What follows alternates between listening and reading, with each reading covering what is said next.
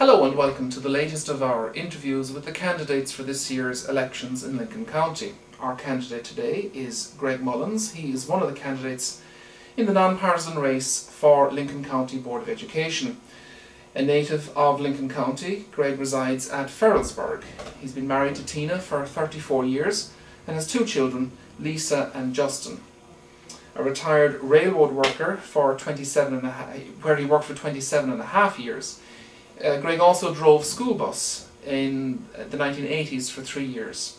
He has always been active in school affairs and in student athletics. Greg Mullins, welcome. Our first question, what made you decide to run for Board of Education? Well, we don't have no representative up in Little Hearts. And I thought about it for several weeks. I just think we need a voice from that area, and like I said, I'm not a politician. I'm just a father and a grandfather thinking I can make a difference with a common sense view. Okay. And good.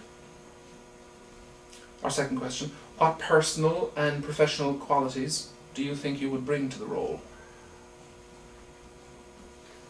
Well, I've been involved, with the programs at Hearts, and for 1 year over here at Lincoln County High School. I know most of the teachers and a lot of the personnel. I've been around the schools. I think sometimes that we need some, like a common sense view on things. We need to be more involved with her as a parent or a grandparent in what's going on. Too often we sit back and just don't do nothing. And it's time for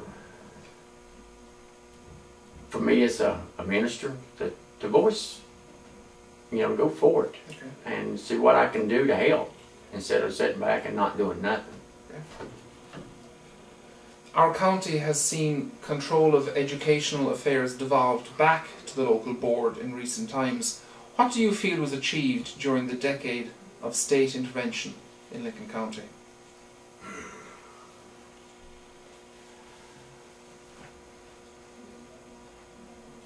Well, I know our test scores wasn't that bad to begin with, but why they took it over, I really don't want to get involved in that part of it. But I think there's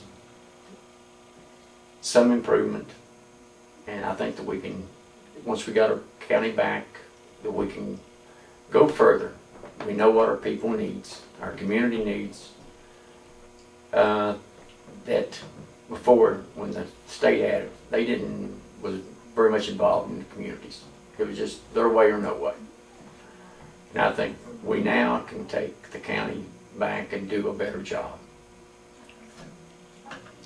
As you know, school meetings have been taking place ahead of an expected school bond referendum, probably this coming winter. Can you identify two projects or more projects that you would like to see included in a bond plan? I know I've been to all the meetings so far. We've got one tonight at Hearts. I know, like the Midway area, they need a school. There's some classrooms needs to be added at Duval. Over at Hamlin, pre-K through 8 needs some classrooms.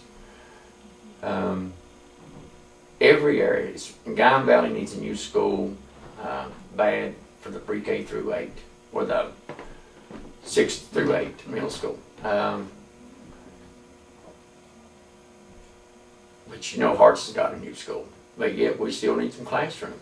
We're right now almost at the maximum level. The school was built for 500, we're running 480 some kids up there now. What's the most important right now? I'd say probably the Guyan Valley and the Midway area. Okay. And our final question, kind of linked, there has been speculation that a major athletic facility, maybe including a football field, at Lincoln County High School, might be part of the bond plan ultimately. Is that a project you would support, and why?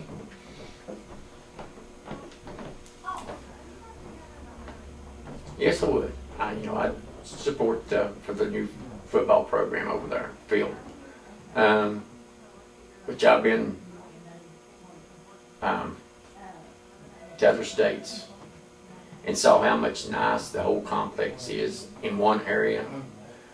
And under this new guidelines, I think the school needs their own property, their own football field, their softball, baseball, all in one complex. And it's more of a safety issue when you've got total control over the area. And now your kids have to leave school to go to an area. Some can drive and some walk. I'd support the new program, the new field over there. Greg Mullins, thank you very much. That concludes our latest interview. Look for more interviews at our website www.lincolnjournal.com. Thank you.